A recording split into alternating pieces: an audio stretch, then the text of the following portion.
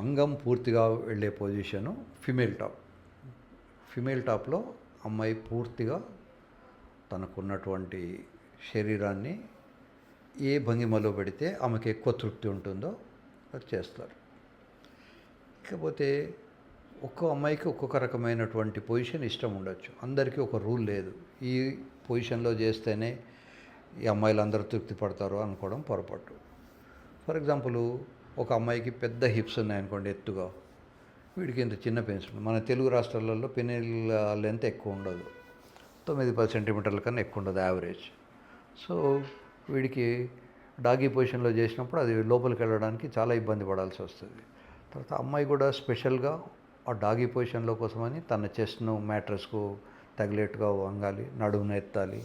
So it needs a little more training, తర్వాత rehearsals. ఇప్పుడు ఎవరికి ఏ పొజిషన్లో సుఖంగా ఉన్నది అనేది వాళ్ళు నిర్ణయించుకోవాలి. There is no rule. అన్నెసరిగా డాగీ పొజిషన్కు చాలా గొప్పది అనే ఒక హైప్ ఇచ్చారు, కానీ డాగీ పొజిషన్లో గొప్ప ఏమీ లేదు.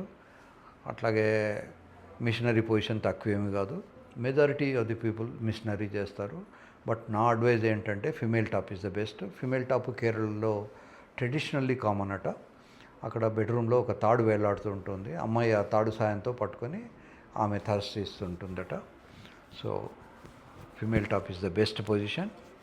వాళ్ళ పొజిషన్ బట్టి వాళ్ళు ఏ పర్టికులర్ పొజిషన్ కావాలన్నా దానికన్నా ముందు స్ట్రెచ్ ఎక్సర్సైజెస్ చేయాలి, ఒక పర్టికులర్ ట్రైనర్ను తీసుకోవాల్సి ఉంటుంది. కనుక మీకు ఇబ్బంది లేనటువంటి పొజిషన్లో మీరు ఏది చేసినా సుఖపడవచ్చు.